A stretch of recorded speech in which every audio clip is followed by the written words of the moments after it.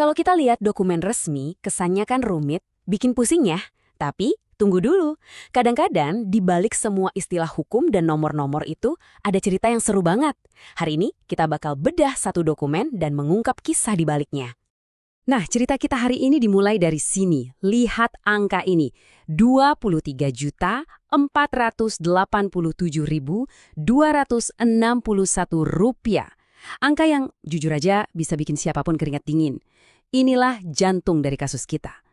Coba deh, bayangin sejenak. Suatu pagi, Anda cek kotak surat dan nemu amplop resmi.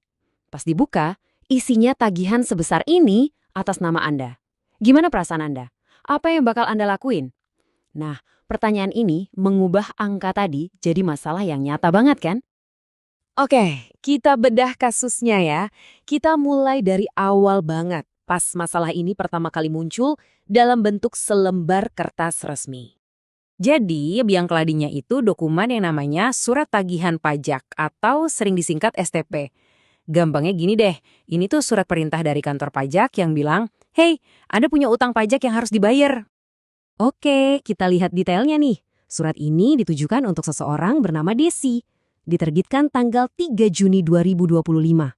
Tapi yang aneh, surat ini buat tagihan pajak periode Agustus 2020. Udah lama banget kan? Dan jumlah tagihannya?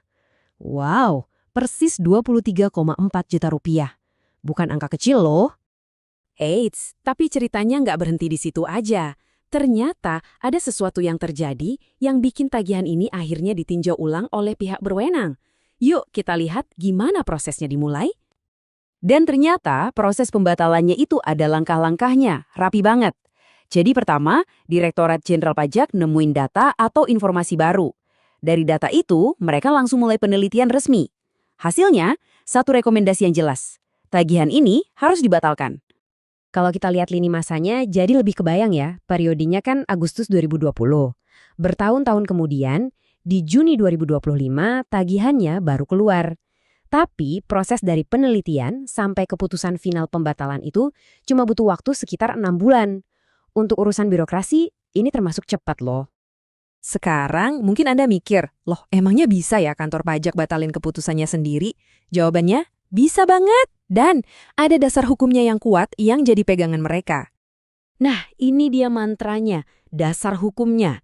Dicantumkan langsung di dokumen keputusannya, pasal ini pada dasarnya ngasih wewenang ke Direktur Jenderal Pajak buat melakukan pembatalan. Ini penting banget, artinya ini bukan keputusan asal-asalan, tapi sebuah prosedur resmi yang memang diatur undang-undang.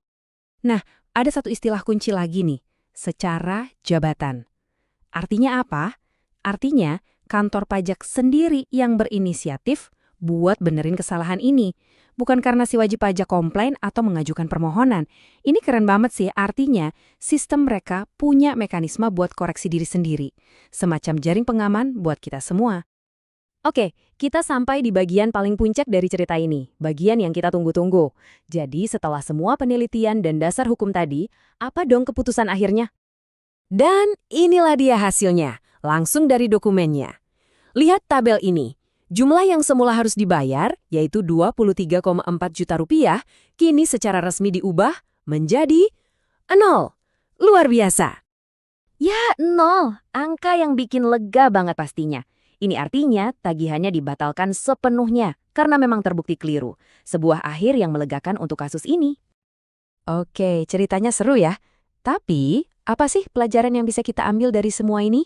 Nah, sekarang kita bahas kenapa kasus ini penting dan relevan buat kehidupan kita sehari-hari. Coba perhatikan deh, di dokumen-dokumen zaman sekarang sering ada kode QR kan, kayak di surat ini.